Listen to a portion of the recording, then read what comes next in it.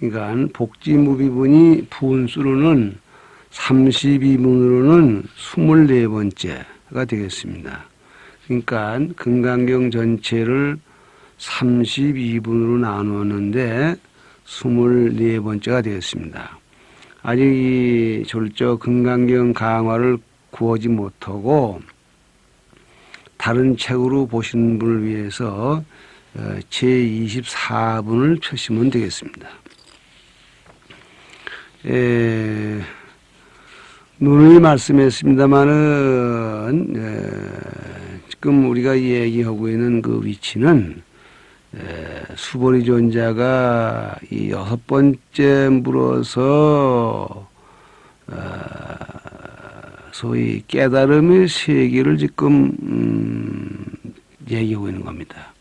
저 부처님이 얻으신 바는 진정코 얻으신 바가 없기 때문이지요. 그러하니라 뭐 이렇게 해서 이 얘기는 시시하게 시작이 돼가지고 금강경의 사실상 휘날에 알맹이를 지금 얘기를 하고 있는 겁니다.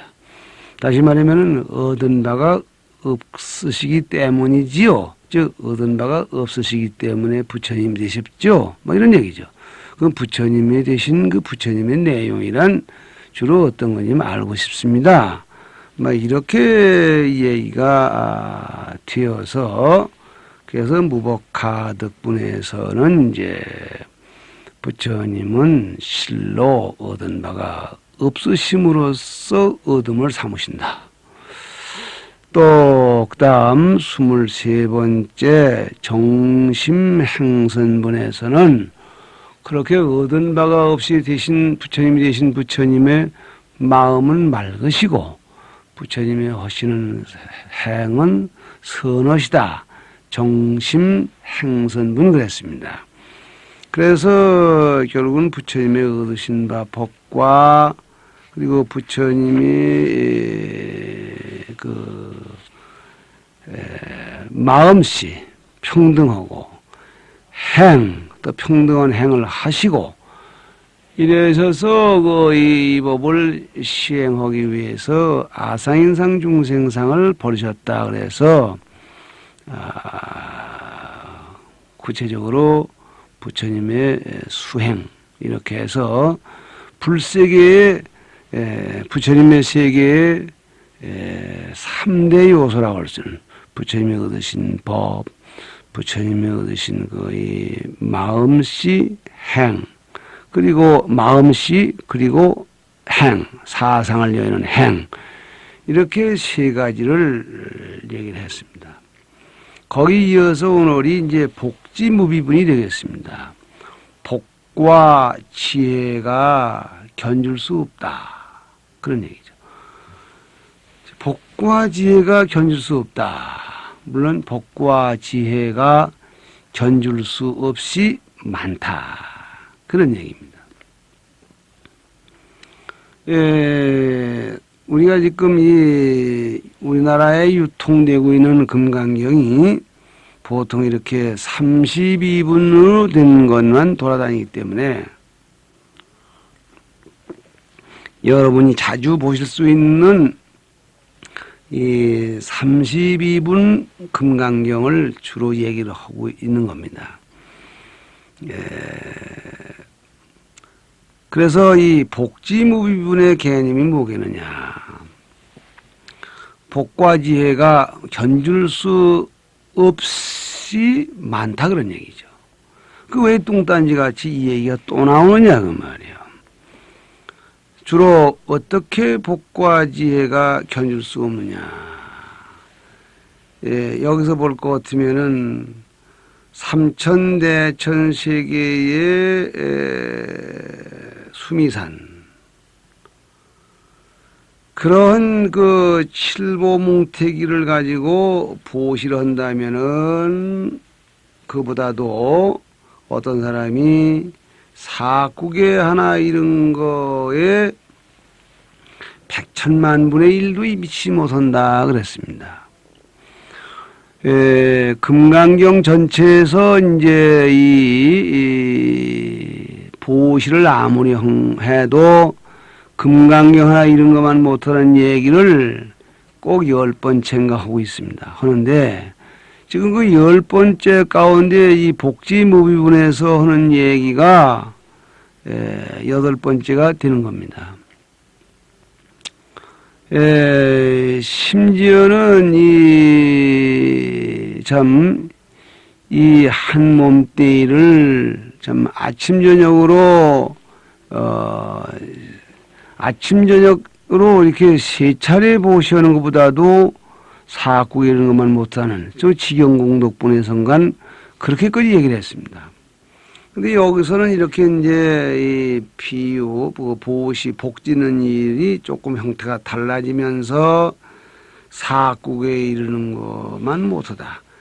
근데 이 못하는 것이 그냥 못한 것이 아니라 몇억만분을 미치지 못한다. 이렇게 해서 얘기하는 방법이 조금 달라졌습니다.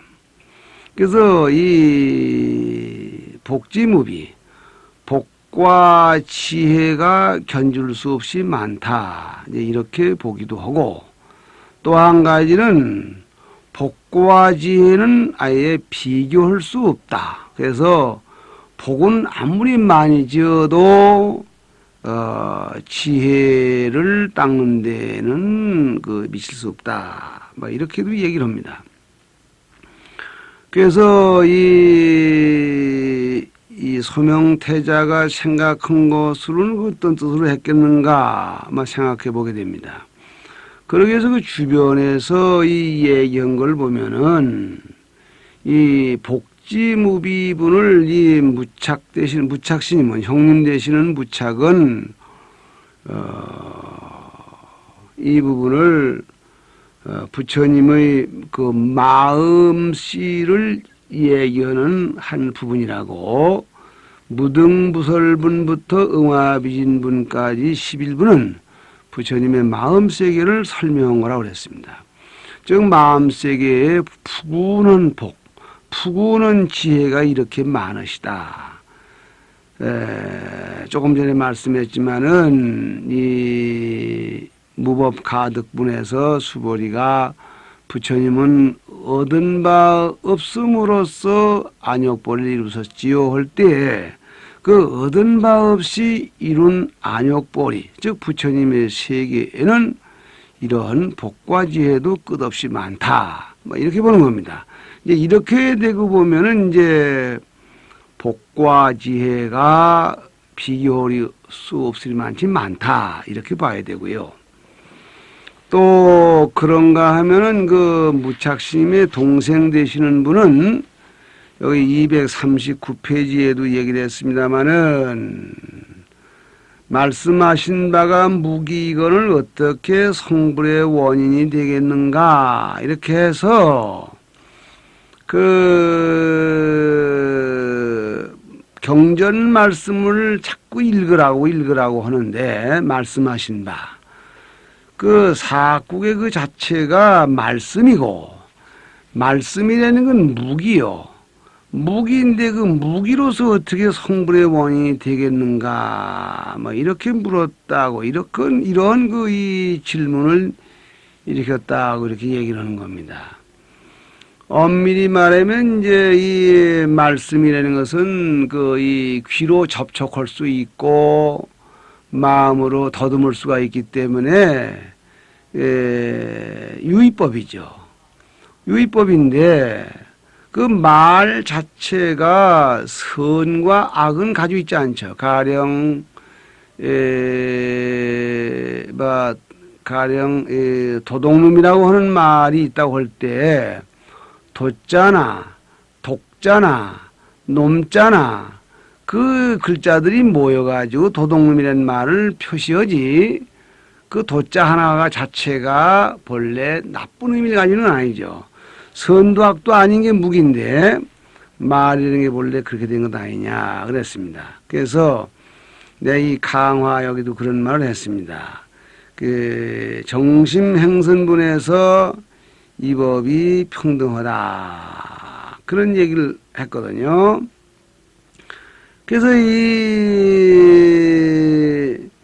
이 경을 지니면은 보리를 얻는다는 말을 어떻게 지금 그 말씀을 가지고 선도 악도 아닌 그런 말씀의 경전을 자꾸 읽었다고 해서 이 깨달음의 세계에 이룰 수가 있겠느냐.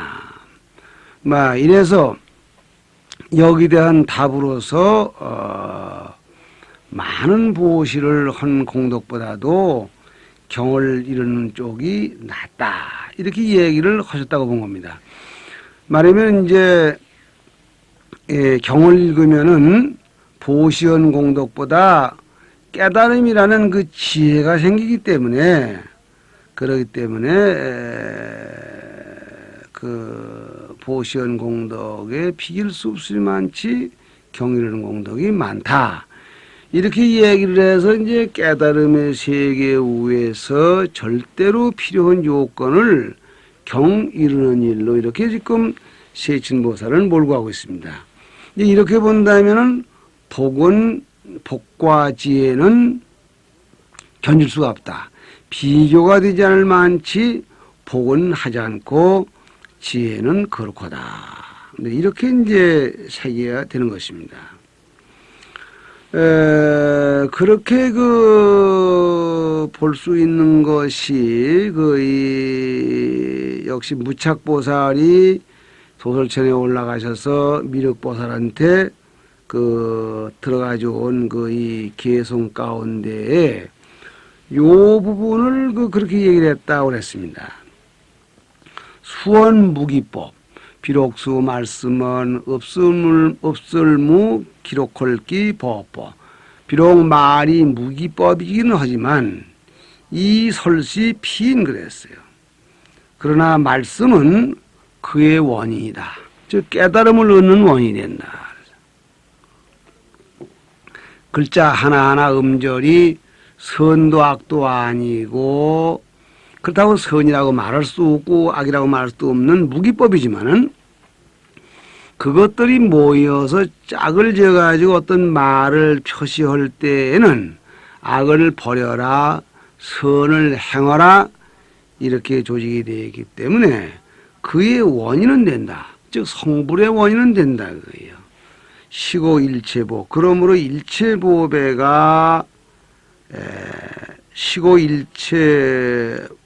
일법보. 그러므로 하나의 법보가 사국에 한 번 읽은 그 법보가 승무량 진보라. 그 한 사국에를 제법 종보를 했지만 제자가 꼭 선이다 악이다 할 수 있지만 제법 이 금강경 사국에를 보면 범소 유상 할 때 범자가 선도 아니고 악도 아니고 소자가 선도 아니고 악도 아니지만은 범소 유상 개시 허망 이렇게 늘어놓고 보면은 반드시 우리로 하여금 상을 떠나서 실을 보게 하는 그런 기능이 있어. 그렇기 때문에 일법보가 한 토막의 법보는 승무량 진보, 무량한 진보를 이긴다. 그래서 이 미륵계송의 의미를 여기다 대고 보면은 이 쇠친보살이 보신 부분이 더 가깝지 않겠냐 이런 생각도 하게 됩니다. 이와 같이 해서 이 복지무비분 이 말씀이 왜 들어왔겠느냐 하는 얘기를 지금 장황히 했습니다. 그도 말씀했지만은 이 금강경 전체에서 보시언 공덕보다도 경을 읽은 공덕이 많다는 얘기를 도합 10번 하는데 지금 얘기가 이제 이 8번째라고 말씀했습니다. 그러니까 이 8번째 얘기한 것은 단순히 참 이렇게 이 비교가 아니라 지금 이 무착보살의 얘기를 보면은 부처님의 마음 세계에서 누리고 있는 복과 지혜의 영역이 이것이다. 이걸 보시고 쇠친보살의 말씀에 의하면은 말이 비록 무기지만 이 얘기를 저 후에 이상정멸분에서도 얘기를 했습니다. 그래서 내 강화 241페이지 마지막 줄에 이 얘기를 한 겁니다. 그래서 이상정멸문에서도 이와 비슷한 얘기를 했는데 그때는 말이 유의법이기 때문에 무의법이 어떻게 갈 수 있냐 그렇게 본 거고 여기서는 무기법으로 어떻게 선법의 극치인 성불의 요인이 되느냐 이렇게 물은 거죠. 이제 그렇게 물었다고 이렇게 보았는데 말이 안 되는 건 아닙니다. 그래서 내 강화는 이 제친보살의 입장에서 하는 말씀을 주로 순응해서 강화를 쓴 겁니다. 저는 맥락이 안 되는 건 아닌데 일반적으로 이렇게 금강경을 한번 보시는 분들에겐 이상 얘기한 거는 다 이 참 조금 전문성 있는 얘기고 좀 경을 전문적으로 해보겠다는 분이 금강경이 이런 것이로구나 하고 다시 한번 공부를 할 수 있도록 뭐라 할까 기초를 마련해 드리는 것이라고 보고 오늘 이 시간엔 나의 그 이 본래 생각대로 하면은 요 후에 지금 얘기한 무법가득분 정심행선분 두 분에 대한 교량공덕 즉 보신부처님의 세계의 깨달음 보신부처님의 그 내면의 정신 마음씨 보신부처님의 선을 행하는 행동 이래서 이 보신부처님이 가지고 계시는 3대 요소를 이 금강경만이 얘기를 했다. 그러니 금강경을 이러한 법문을 접할 수 있는 창구다.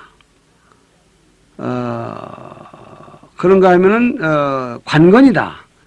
이렇게 본다면은 금강경을 이루는 인연이야말로 세상의 어떤 보시보다도 더 훌륭한 인연이 된다. 이렇게 해서 이 복지무비분은 무법가득분 정심행선분의 법문에 따른 그 두 품의 법문을 찬양하기 위한 교량공덕이다. 이제 이렇게 이제 보는 것입니다. 그러니까 경말씀, 그 위대한 말씀 한마디 하고는 교량공덕 한 말씀씩 하게 되는데 교량공덕의 내용은 보통 때와 좀 다르게 얘기를 했다 그랬습니다.